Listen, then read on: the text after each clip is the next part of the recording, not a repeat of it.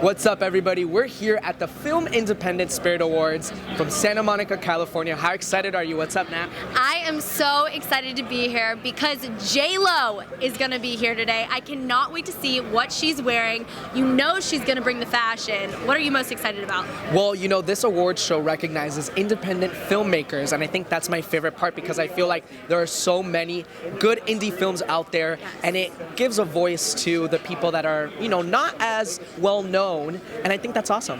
Me too, and there is a filmmaker here who's 20 years old. He saved all of his money from a beignet shop that he worked at to make this film. So to be recognized here is pretty cool. I can't wait to talk to him about what it means and what it means to all of these incredible filmmakers. Well, we're going to be talking to a lot of stars and up-and-coming stars, those that you might not know of just yet, but you might. So stick around. You don't want to miss this. I hope everybody's having a good day. Congratulations on being recognized. How does it feel? It feels wonderful. Yeah. We feel seen. Yeah. What is it about this particular awards and that sets it apart from the rest? Well, this is the John Cassavetes Award is for the truly independent, outside of the system film, and I think by naming the award after John Cassavetes, the Film Independent is saying something about the enduring quality of a truly independent film. We're still watching John Cassavetes films. There were other films made at the same time as his movies that had huge budgets that are in the trash can. So there's something about having something that is completely controlled by the team making it without any outside interference that gives it an authentic voice that resonates and lasts, I think. And what do you guys think about, you know, being able to make a film on a lower budget than most without putting, you know, different factors into jeopardy? I think that really speaks a lot to the film, doesn't it? You mean different factors like the quality of it? Exactly. Well, and because you can still make a very well, you know, successful, good quality film and not necessarily have a high budget. That's true, and it's an important. Low-budget films are important for women directors. You can see a million great women directors working in low budget. So when people say, well, you know, like people are like, well, there aren't a lot of women directors. There's a ton of women directors. Now, more, you know, in tune with the actual movie itself, is there a particular message that you guys wanted people to take away from the film? For me, I wanted people to think critically anytime the history of a woman was presented to them, to not take things on face value and understand that history is told by the victors, and people have a vested interest in having certain groups seen certain ways, and that experience is one of the things you take away from Wild Nights with Emily. Speaking of, you know, women and powerful women, I feel like a lot of women are being honored this award show season. Is there anyone in particular that you're excited to see or someone you're excited about? I would like to meet Jennifer Lopez. Oh my gosh, everybody. I think everybody's so excited to see her, but I think you guys will definitely need to make it if you get in with her, if you interview her, can someone call me over? I will. Okay. I'll let her know. I'll be like, I just interviewed this person. They're so excited about. Yeah. But I think you might have a better shot in there of seeing her. She might just wave past, and you know, she's J-Lo. She might not even. I'll be lucky if she glances my way. Tell me about what it was like working with Molly Shannon. Molly Shannon is a national treasure. She brings such warmth and humor to the role of Emily Dickinson. She brings the real Emily Dickinson to life.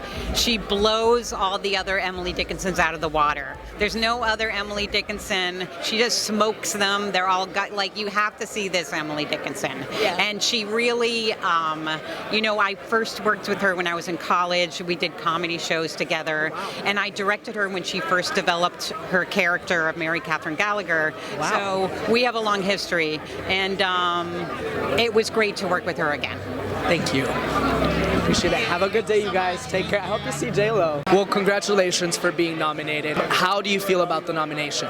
Yes, I'm super happy. I remember I found out I was in an airplane from LA to China, and thank God the airplane had Wi-Fi, and people were texting, and I remember I shouted of joy, and nobody in the airplane understood what was going on, but we were super happy and honored to be in this category of Best International Film. You know, last year Alfonso Cuarón had, huge recognition, and I feel within the latest coming years, a lot of Hispanic people, it's been great. How does it feel that this film is being recognized and that Hispanics are being, pushed more into the forefront? No, super honored and happy. I think Latin American cinema, little by little, is growing so fast. There are so many treasures in this part of the world that has to be told and has to be taken to the world to be shown. And there are amazing filmmakers in Latin America, and thank God there are more opportunities for all of us. Now, talk to me a little bit about the inspiration with the film. Sorry? Tell me a little bit more about the inspiration that you had for this film. The inspiration. Actually, when I started this project like 8 years ago, I was really interested in exploring the complex relationship between a father and a son. And sometimes when you grow up and you imagine your father to be somebody else that in real life is not like that, how would your life change and your identity also changes with that? So we extrapolate that concept to the Andes of Peru, and I remember I met tell me about this this amazing artisan that they do these retablos from the Andes of Peru, and I remember once this maestro told me, the difference between you and me is not that much. You have a camera, but I have the camera inside my head. So when I see something beautiful or something ugly but moves me, I will represent it. And I think cinema for me is that, it's not only a way of representing images, but it also is a way of repairing images. And that was the metaphor for the whole film. Well, I absolutely love that. I love the theme and the idea behind it all. And I also love that you brought this with you to showcase on the carpet. Congratulations again for the nomination. I wish you the best. Show us, if you get called up on stage and you won, what would your reaction be? I really don't know. I don't think that will happen, but I don't know. Well, fingers crossed for you. Thank you so much. Of course, it was nice to meet you. Take care. Take care, thanks. Guys, why is it so important that independent films are recognized? I think it's just important to recognize those voices that we often don't see in the mainstream. So to get people of color and just to everyone to be able to see our stories, our characters, to see us represented in film is just super important. And independent film is a big part of getting that out there. Now, with this film, I know it touches base a little bit upon, police brutality and things like that. Can you guys elaborate more about the themes that this film had and why you guys, chose to portray that? Well, first and foremost, there's a terrible idea that black people are prone to violence, and anytime there's a victim of police brutality, there's some kind of blemish that the media would tell, like, oh, he deserved this because he sold weed or he robbed the bodega or whatever, and that's never the case. You know what I'm saying? That doesn't mean that they deserve to be killed or shot. So I want to make a film about young black people who are brilliant and amazing, and that deserve a light to show that black people, we're not prone to violence, we are exceptional, we are not the status quo. Amen. Agreed. I think it's very important, especially these days, that you're highlighting that, and I think it's, with film especially, to kind of just showcase these things. It's so important. Are there any other films that you feel represent this, or things that you have seen recently that have been pushing the forefront? I know I love The Last Black Man in San Francisco. That was just awesome to see, to speak on topics of friendship, but also gentrification, and kind of put that in such a beautiful story. That's one of the things that really spoke to me this season. I don't know if you guys got to see Clemency yet. Clemency also is very... Such wonderful things. I cannot wait to see that. Yeah, for sure. Now, if you guys were to win this award, show me your best winner's face. I'll probably look at him and go, you know, Like, would you like a shock, a surprise, excitement? I did not expect that. yeah. Well, you know what? Fingers crossed for you guys. Congratulations. I think, you know, to be nominated alone is still Yes. very meaningful. Congratulations. Of course. I just want to give a shout out to Large Lee for Les Miserables. My man, he did his thing with that movie, boy. He did his thing. Amen. All right. Have a great day, you guys. Okay, you guys. Premature is absolutely incredible, but it is a unique love story. Did it make you think about your own love life at all? Absolutely. There's a lot of the big loves that took place in our respective lives that we brought to the filmmaking process, for sure.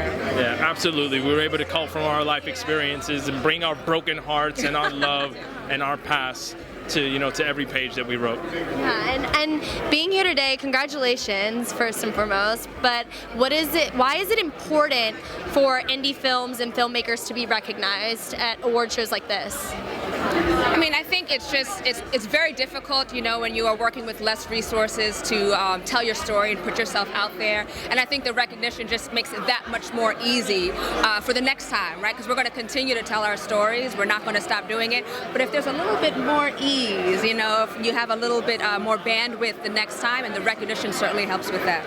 Yeah, and you know, not only do we sometimes suffer fewer resources in order to make the film, but it's also fewer resources in order to publicize the film and get the word out there. So to be recognized by an organization that has as many followers as Film Independent and Spirit Awards will shed light on films that may never see the light of day otherwise. So especially with our upcoming release on February 21st, you know, we're happy that the momentum and the conversation surrounding Premature has gotten a little buzz for us now. Definitely, so more people might go out and see it, be able to see the movie. And as far as, you know, having Black representation on screen, what do you guys want to say about just being able to show a love story within your community, and like, what does that mean for you all? We fall in love too. You know, we are full of love and full of life, and that is our everyday experience. Yes, there are a lot of challenges, you know, having a Black body in this world and having a Black existence, but we love despite, you know, we love despite, in spite of it all, and it really is a universal thing, right? To see love on screen, to see love reflected, it makes it a lot easier to relate to people, and that's what we wanted to reflect. Yeah, you know, when we got in that room and we asked ourselves what was missing in present-day Black cinema, and we felt like there was an overabundance of film that dealt with Black victimization, Black pain, suffering, death. You know, we felt like we wanted to add something to the other side of that equation, you know, because we fall in love too.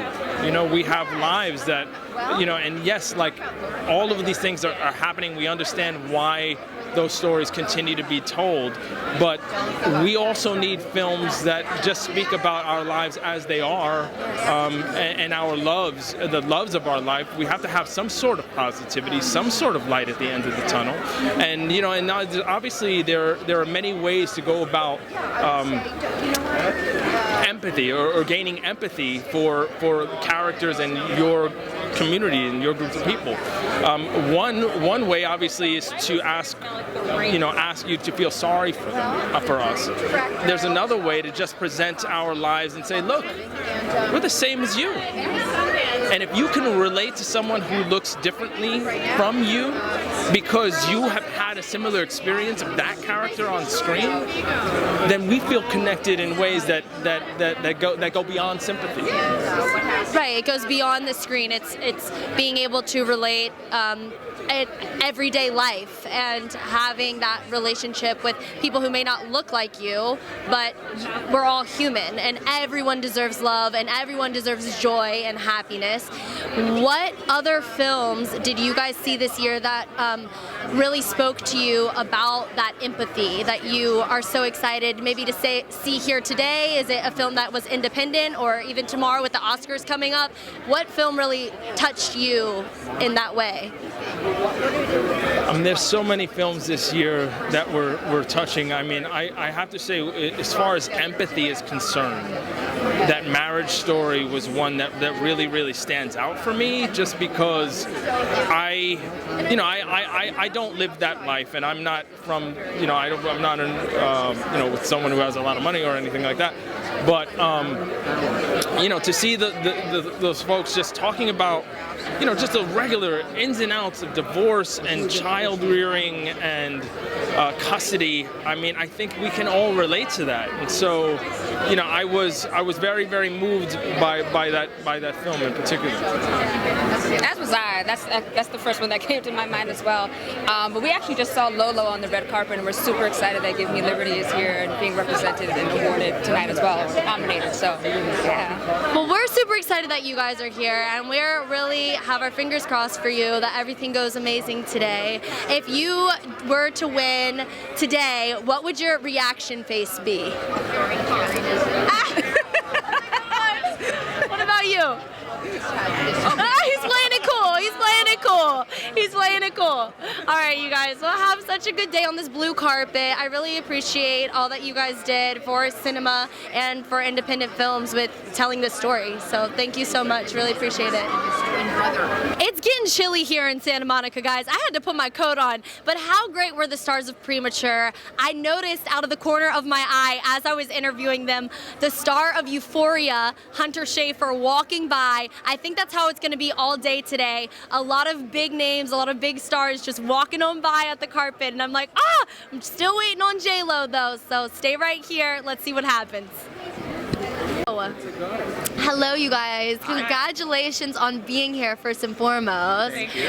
I wanted to ask you guys, so I know Premature is a story about a unique love story. Did it make you think about your own love life in any way? And do you have any plans for Valentine's Day coming up? It did when I first started, but I've been now with my husband for over a decade, and I have to work. So because we've been together so long, we probably won't be hanging out on Valentine's Day. Yeah, I'm gonna be in New York. Oh, what are you doing in New York? I'm going for work. Oh, okay. Okay, so a little bit of distance on your Valentine's Day. That's all right. What about you? Did you think about your love life in any way? My wife always calls me out on the fact that I insisted that we get married on Valentine's Day. So so I'm like a hopeless romantic. So yeah. That's amazing. So it's your anniversary then. Yeah. We'll be coming up. Amazing. Well, how does it feel to be here, and why do you think this awards are so important? Oh, I'm very excited to be here. It's my first nomination and actually first time at the Spirit Awards. Yeah, and I think these awards are really important just for the simple fact that they kind of celebrate independent film. Plus, it's also a fundraiser to help do this. And I was a Film Independent Fellow about 8 years ago, and these type of fundraisers help fund that and help kind of create the path for new people coming forward. 100%, and it's so important that we do celebrate some of the films that may not have been recognized if it weren't for these awards. Who are you most looking forward to seeing today as far as other filmmakers go?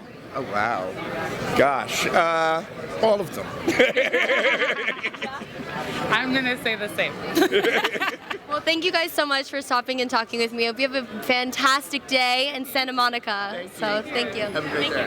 I'm waiting on Byron Bowers right now. He was in the movie Honey Boy, and I'm gonna see if I can ask him a couple of questions about working with Shia LaBeouf. We got Byron Bowers here, who starred in Honey Boy. What was it like working with Shia LaBeouf and Noah Jupe? What was that like? Oh man, those guys are like, that's like asking what it's like to work with some of the best NBA basketball players when you play baseball. You know what I mean? Because I came from stand-up and I was like, oh, this is a crazy way to start acting, being with such high caliber like actors and stuff like that. So it was great, man. I feel like a rookie, and I absorbed a lot and I learned a lot. And what did you learn is the biggest difference between going from stand-up to making a film like Honey Boy? If you block out, like the audience is still in the room, right? So, but you have to block them out and connect with the person that you're doing the scene with. Like how we connecting right now, right? Even though it's a lot of madness going on, that's the difference. Versus stand-up, you have to connect with everybody. So I like the intimacy of it, you know? Yeah. Yeah. And so you started in stand-up comedy, and you're still in stand-up, right? Yes. You're gonna be. I heard you're gonna be at the Laugh Factory tonight. Yeah. I'm gonna be at the Comedy Store tonight. Comedy Store tonight. Okay. Midnight. Midnight. Main room. Late.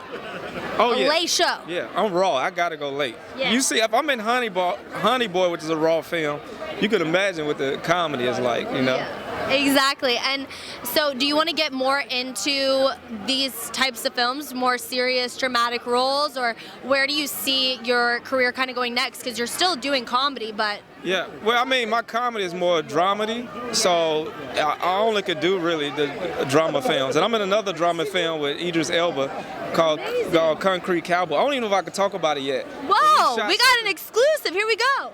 Yeah, we shot something and it's on the cutting floor now and it's getting made. So I'm definitely looking forward to that coming out. Do you know when it's coming more out? dramatic stories, you know? Yeah. I like that. Well, give us a little sneak peek. What is Concrete Cowboy with Idris Elba going to be about? I'll tell you like this. It's a group of stables in Philly, in the inner city, where guys ride horses. Okay. And it's going to be about that. Wow. You know, there was another horse movie, Mustang, was being recognized. Yes. Yeah, but this one we free. That's good. I'm glad you're free. I'm glad you're free. What was it like working with Idris Elba, though? Oh, it was cool. You know, Idris is a very cool person. Caleb from Stranger Things is in the film. Also, Cliff Harris, a.k.a. Method Man, is in the film. Yeah. So, I mean, it's a great ensemble to work with. Jarrell from Now They See Us is there. So it's an all-star cast. Yeah, it's gonna be good. I can't wait for y'all to see it and hear about it. Amazing. Well, thank you so much for talking with me. Thank y'all. You look great, and thank you. It is cold Yeah, in Santa cold. Monica. It's cold. Well, thank you so much, and Thank have you. a great day. Y'all be good. All right, you guys, so clearly we had to bundle up because it is way too cold out here, but it's all good. It is so cold, but that is not going to stop us from standing here on this blue carpet. We want to see all the stars. We just saw Rachel Brosnahan walked by, and Adam Sandler is actually standing over there, so stick around to see if we get to talk to him. Woo! What do you think sets apart this award show compared to the rest? I think the Indie Spirit Awards celebrate films that are truly independent, you know, and I love the Oscars. I'll be watching tomorrow. But, you know, these are films, many of them, that were made by a small team of determined people who had a dream and maybe not a lot of resources, but they had a vision and they really wanted to see it through. And why do you think it's so important that we recognize, you know, independent films and filmmakers? Well, not everybody has the resources to go out and make a $50 million film, or even frankly like a $10 million film. But, you know, with our film, for example, 17 Blocks, you know, this is a family in Southeast DC. They had a video camera, and together over 20 years, we've filmed life in their neighborhood. And, you know, it's really a DIY production. And I think these are voices that wouldn't have the access to tell their stories necessarily on a grander scale or with bigger budgets. But if they tell their story honestly, vulnerably, courageously, they can make a great piece of art. And I think that's what 17 Blocks is. And I think it's special to have that chance to share this very independent and voice that's very, very far from the spotlight. It is, and now, you know, talking about this importance, talk to me a little bit about the inspiration behind the film. Say again? Talk to me a little bit about the inspiration behind the film. Yeah, for sure. You know, the Sanford family lives 17 blocks behind the U.S. Capitol building, right in the shadow of the Capitol, but in this neighborhood that's known to be so rough and dangerous, and their lives have been touched by gun violence, just like a lot of families that live in that neighborhood, and yet these stories are never told. But because we have been filming since '99, Cheryl Sanford, the mom, she recognized there was an opportunity here to share this story, this powerful story, in a really raw and intimate way.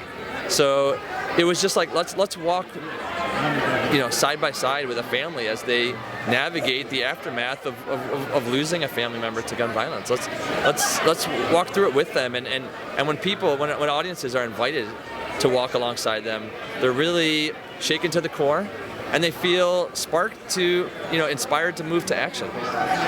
Is there anything that you would like people to take away from the film other than just, you know, being inspired? And Yeah, we know that there are methods, proven methods, that will help reduce gun violence in neighborhoods like where the Sanfords live in DC.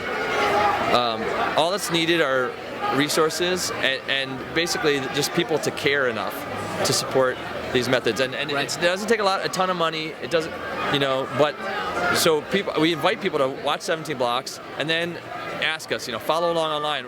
We can share what these grassroots organizations are doing in neighborhoods like this to actually change outcomes for kids like Emmanuel and his friends. Well, you know what? I think it's incredible what you're doing with this film, because oftentimes these big production companies, they don't tell these types of stories, and I think these are the everyday stories that people are living, and it's important because you're bringing awareness to it. So, you know, thank you for doing that. Thanks. It's been the journey of a lifetime. I'm really proud to be here to represent the Sanfords at the Indie Spirit Awards and to share the story in such a big way. So thank you for getting it. Of course. Well, congratulations. Thanks. You know, you deserve to be here. So it was nice to meet you. Thank you for talking to us. Shia, congratulations. Oh, J-Lo, you look amazing. Okay, you guys, so the carpet just wrapped. We talked to some incredible filmmakers here at the Film Independent Spirit Awards, and we also got to see J-Lo. J-Lo, she actually looked amazing, you guys. She didn't stop, but that's okay, because getting to breathe the same air as Jennifer Lopez, that was enough for me. Period. Well, thank you so much for sticking around. We hope you liked this video. Don't forget to like, comment down below, and subscribe. See you guys next time. Bye.